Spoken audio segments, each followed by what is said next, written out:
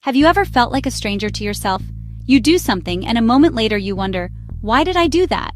It is a common and often unsettling human experience. We like to think we are in complete control of our lives. We believe we are the captains of our own ships, steering with clear intentions, logical thoughts. But what if a large part of who we are is hidden from our own view? This was the fascinating and radical idea of a thinker named Sigmund Freud. He proposed that our minds have a vast, hidden depth, a place he called the unconscious. It is a part of us that we do not see, yet it powerfully shapes our every move. Freud was a doctor who lived in Vienna over 100 years ago.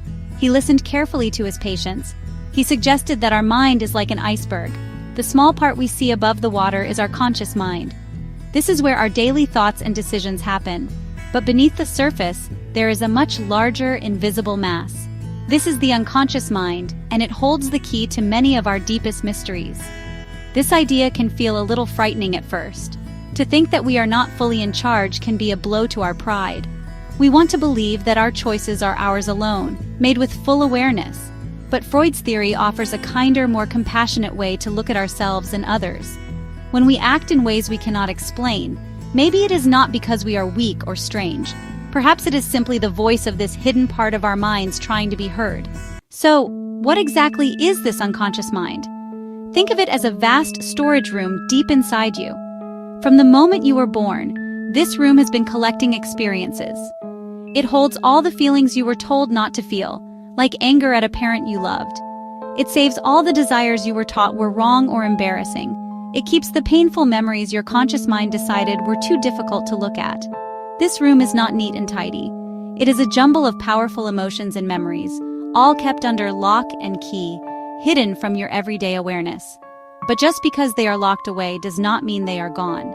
This secret keeper, the unconscious, does not speak in clear language. It cannot send you a polite email explaining why you suddenly feel sad on a sunny day. Instead, it communicates in codes. It sends messages through your dreams, which can often be strange and illogical. It shows itself in slips of the tongue, when you say one thing but mean to say another. It is the reason you might feel an instant dislike for a new person, perhaps because they unconsciously remind you of someone who hurt you long ago. These are not random mistakes, they are clues from the hidden part of you. The contents of this unconscious storage room are not just random junk. Let us look at some everyday examples of how the unconscious shapes our choices. Imagine someone who always ends up in relationships with partners who are unkind or distant. Consciously, they say they want love and respect, and they may spend a lot of time searching for the right person.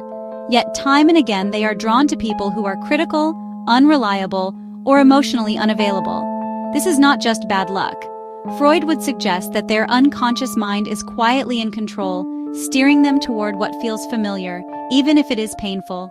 Often, deep in their past, a key relationship, perhaps with a parent, was marked by a lack of affection or criticism.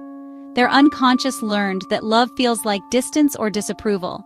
As adults, their conscious mind seeks happiness, but their unconscious seeks what is familiar, recreating old, painful feelings. They are not doing this on purpose, and it causes them real suffering. In a sense, they are playing out a script written in childhood, a script they cannot even see. This is the power of the unconscious. It can lead us to repeat our most painful patterns without ever understanding why. It is a force that often overrules our best intentions. Or consider procrastination. You have an important task to do, but instead you find yourself distracted, doing anything else. Sometimes, what looks like laziness is really your unconscious mind protecting you from anxiety or fear of failure. Sometimes, when you have an important task to do, you find yourself doing anything but that task. You might clean the entire house, watch videos online, or suddenly decide to reorganize your bookshelf. Consciously, you might feel lazy or undisciplined. But what if the real reason is hidden? Perhaps the task makes you feel anxious. You might be afraid of failing, or even of succeeding and having to face new responsibilities. This fear is uncomfortable, so your unconscious mind creates a distraction, directing you to do anything else to protect you from that feeling of anxiety. These hidden forces also explain our strange and intense emotions. For example, you might feel a wave of irritation when a friend is 5 minutes late. On a logical level, it is a small thing, but perhaps, in your childhood, Waiting for someone who was always late made you feel unimportant and forgotten. Your conscious mind has moved on, but your unconscious has not. It remembers that feeling of being abandoned. Your reaction is not about now, it is about then. Understanding ourselves requires the courage to sit with our confusion and ask, where is this really coming from?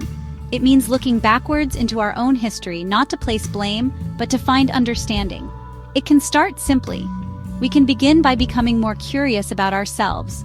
When you feel a strong emotion, instead of ignoring it, you could ask, what does this feeling remind me of? This is the beginning of a conversation with your unconscious mind.